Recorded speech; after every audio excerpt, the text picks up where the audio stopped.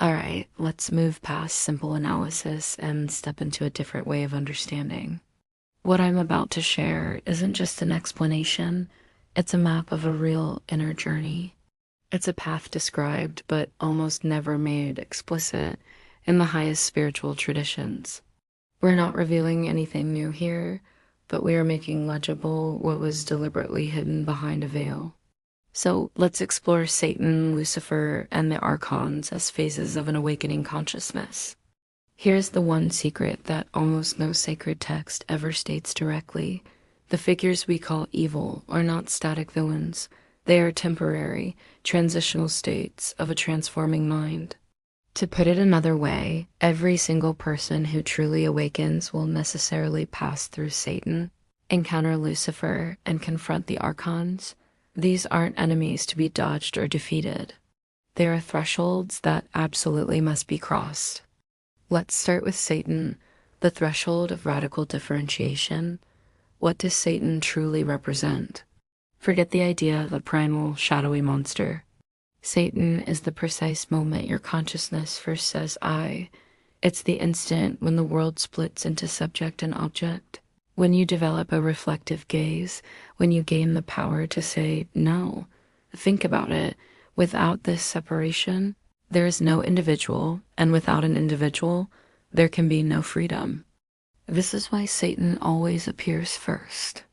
In the story of Job, in the Gospels, and ancient initiation rites, Satan always arrives at the threshold of maturity, never when someone is deeply ignorant or unaware. Why? Because Satan is a test. The fundamental question is, are you ready to exist on your own as a distinct being? But there's a real danger here, what we could call the satanic danger. It happens when this healthy differentiation curdles into hostile opposition. It's when clear discernment hardens into cold judgment, and when healthy individuation decays into bitter isolation. This is the tragic birth of the split, fragmented self. So if Satan is the birth of the I, then Lucifer is the birth of the I know. This is the trial of conscious light. Now, let's get into the forbidden truth about Lucifer.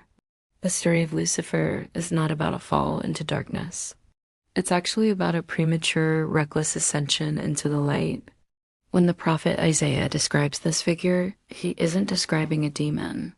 He's describing a brilliant, dazzling consciousness that ascended too high, too quickly, without having the deep roots to support it. The famous line says it all.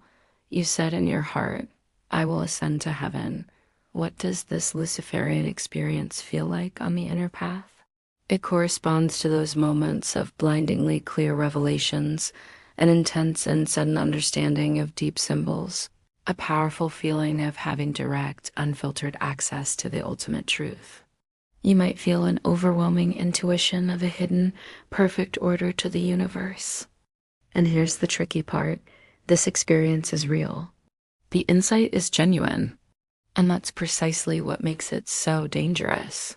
The ultimate Luciferian trap isn't just simple, ego-driven pride. It's much more subtle. The trap is confusing the light you are perceiving with the source of that light. Your consciousness becomes like a flawless, transparent window, but you forget about the sun shining through it. You start to believe you asterisk or asterisk the sun. After the trial of Lucifer, the Archons appear. They never come before. Why? Because they aren't emotional like Satan or dazzling like Lucifer. They are structural. They are the final guardians of the threshold. So what are the Archons, really? They don't tempt you with power or pleasure. They don't accuse you of your past sins. They don't try to illuminate you with grand visions. They do one thing, they organize. They are the internal laws that govern your reality. They are the subtle, invisible automatisms that run your life, the coherent, logical structures of your entire psychic world. In essence, they are the guardians of the reality you have constructed for yourself. Their contact trial happens when your consciousness, having passed through individuation and insight, tries to return to a state of oneness, to the source. As you approach, the Archons stop you and ask, by what law do you pass? they don't oppose you with fear or threats. They oppose you with simple, cold, logical necessity. They represent the rules of the system you are still a part of. This is why the Archons are invincible by force. You can't fight them because on their own level, they are true. They are necessary for any manifested existence to hold together. So you don't fight the Archons. You don't destroy them.